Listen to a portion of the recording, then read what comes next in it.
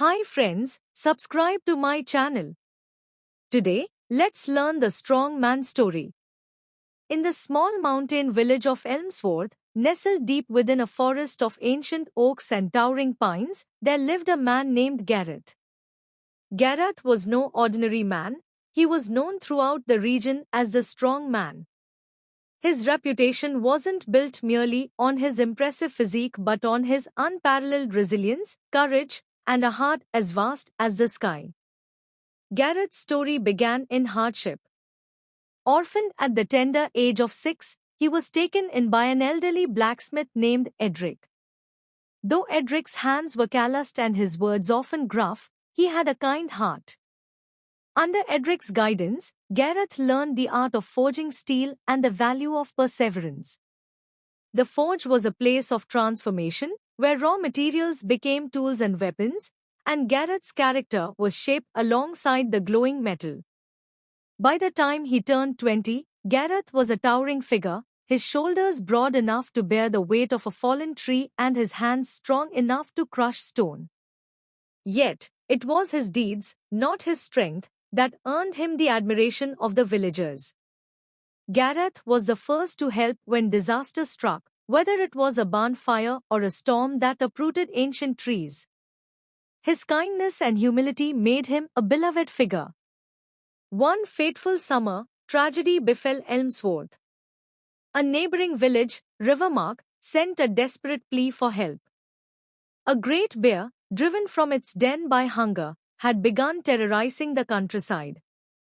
It had already claimed the lives of several livestock and one unfortunate farmer. The villagers of Rivermark were terrified, and their calls for aid reached Elmsworth. While others hesitated, Gareth stood up. "I will go," he declared. "No creature, no matter how fierce, should be allowed to threaten innocent lives." Despite warnings from his friends and the pleas of Edric, Gareth set off into the wilderness armed only with his trusty axe and a handful of provisions. The journey was perilous.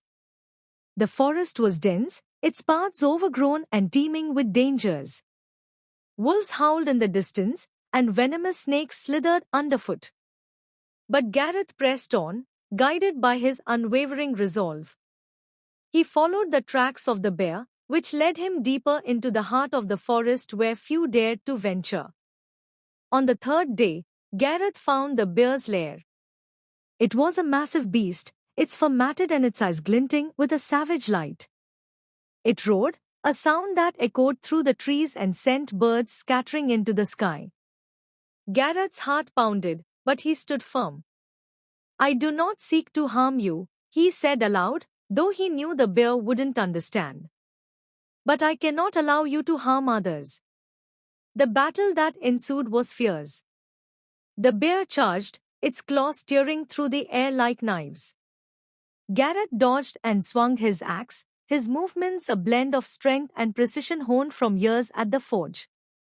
The forest became their arena, with trees splintering and earth churning beneath their struggle. Finally, with a mighty roar, Gareth delivered a blow that felled the beast. It collapsed, its body heaving one last breath before lying still. Exhausted and bloodied, Gareth knelt beside the bear. Though it had been a fearsome adversary, he felt no triumph in its death. He whispered a prayer for the creature, a gesture of respect for the life he had taken.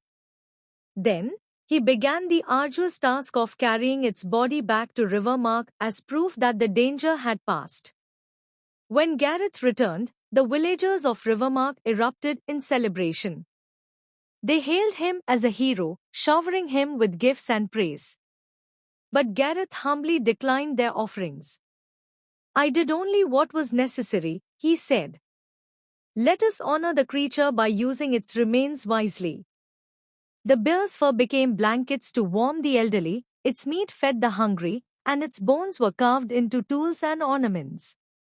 Word of Gareth's deeds spread far and wide, and his legend grew.